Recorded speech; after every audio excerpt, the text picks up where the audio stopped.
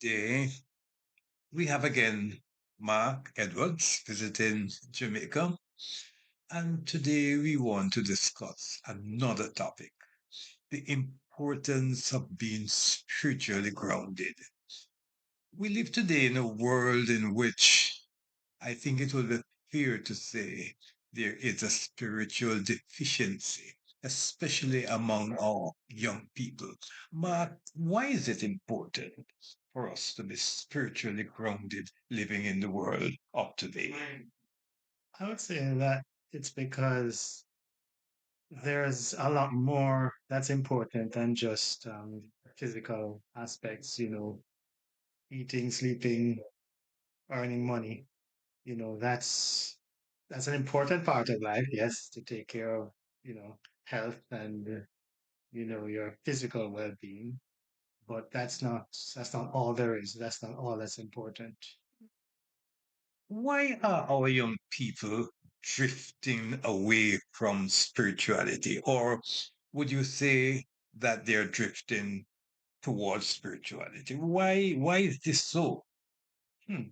I don't know if I'm qualified to say why, but I can give my opinion on what I see. I think that generally culture has over time has moved more and more to place the focus on material things, and that what happens in culture as children are growing up and developing and maturing, they become a reflection of the culture around them. So if popular culture is tending to either totally ignore spiritual things or de-emphasize it, or I guess replace traditionally held beliefs and values with newly derived values and cultural beliefs, then that contributes to it, I believe. A council observation is that even within Christian homes, parents have sort of given their children all that is needed in terms of Christian paths.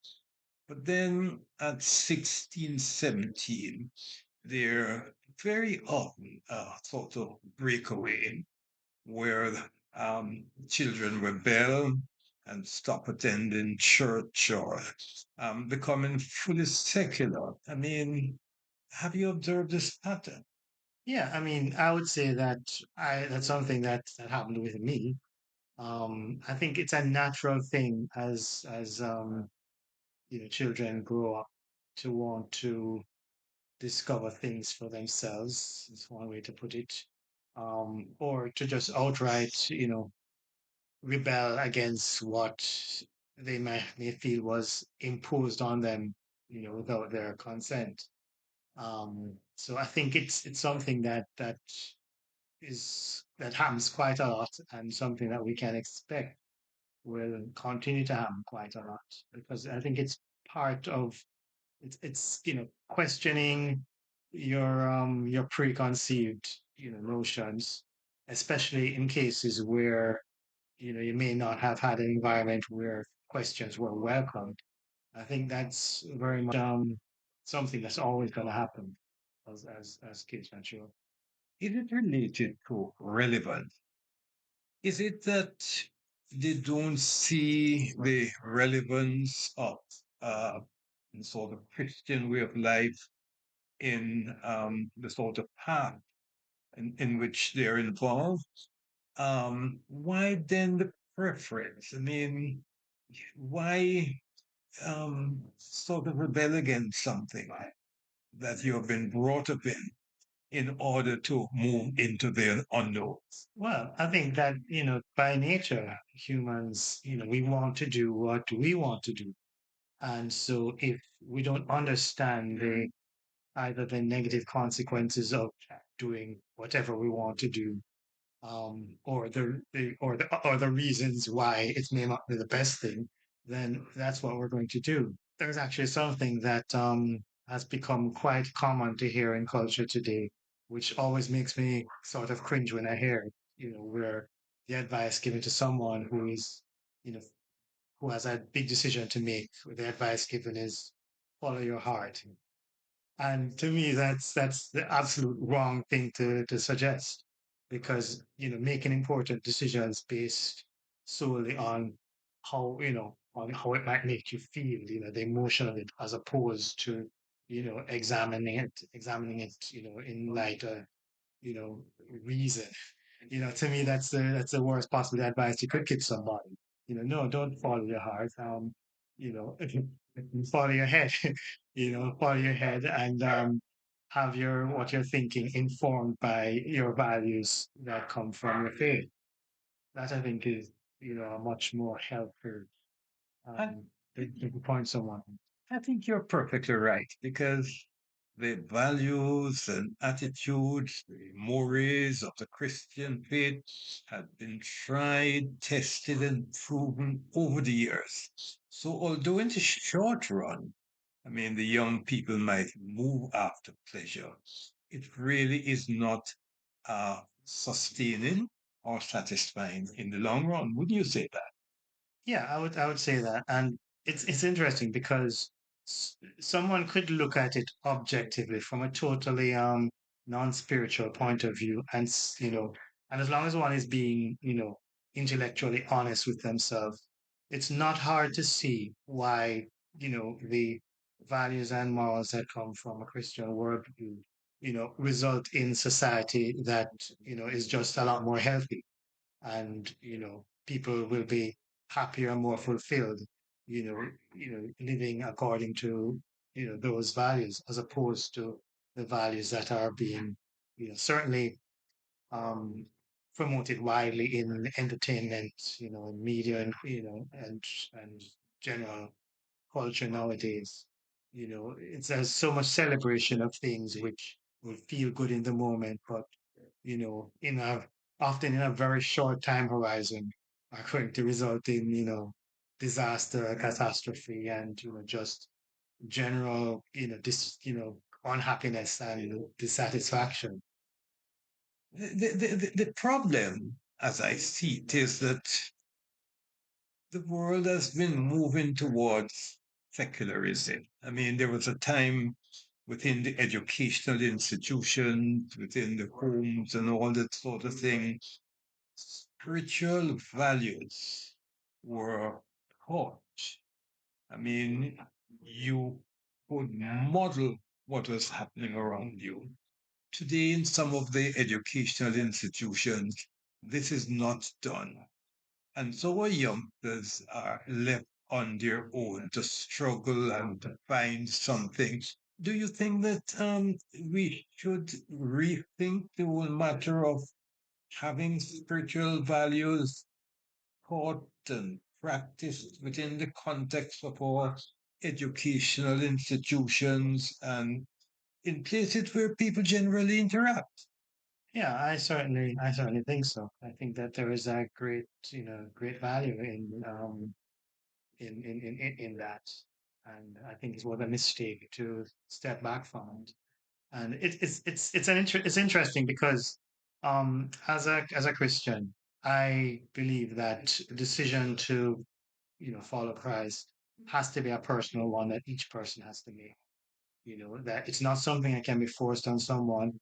It's not something where you can twist their arm into it, because it has to be genuine. It has to be Each person has to come to a point where they can see that the way they've been living their life is not in accordance to what what God would want, and have to make a personal decision that to repent and to follow after God. So it's not something that can be forced, but you know to take the opposite approach and to say that, well, because each person has to make a decision for themselves. We're not going to educate, we're not going to you know we're not going to purposefully expose people to those values and the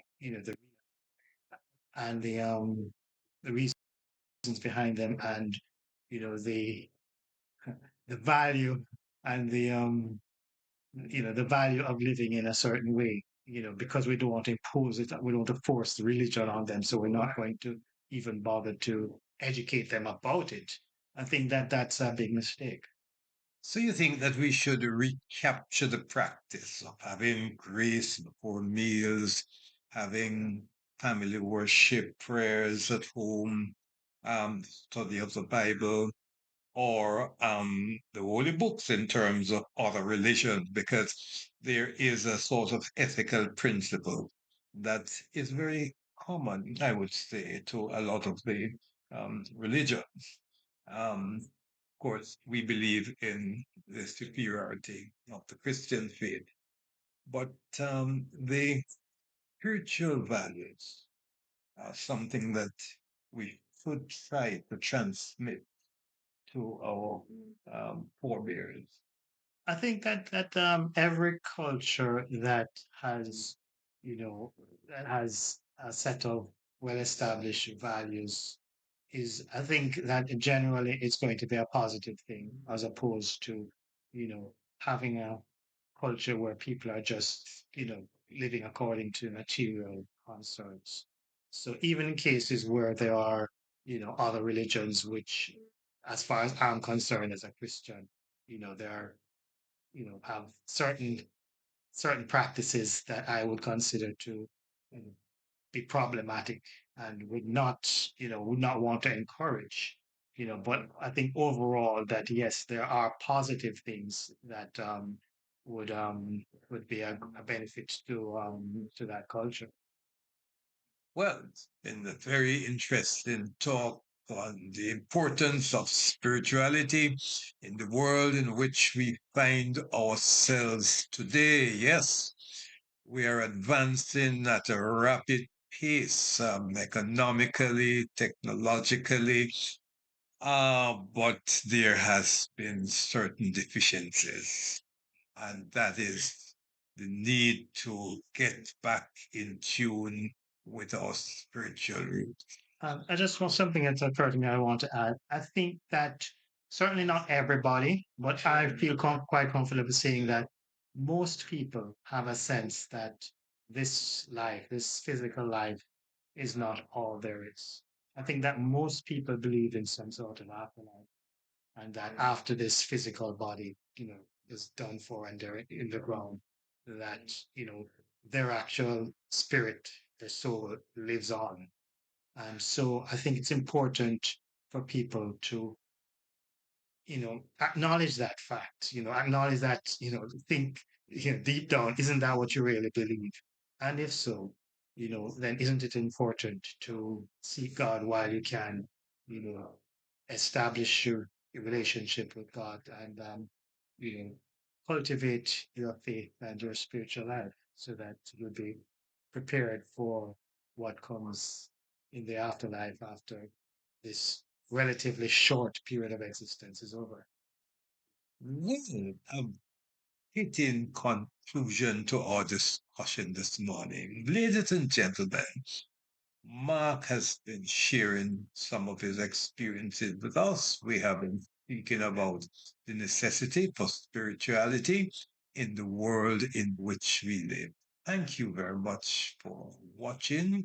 And Mark, we appreciate your coming and we look forward to your next visit and another interview while you're here in Jamaica. Thank you very much. A safe trip back home. Thank you.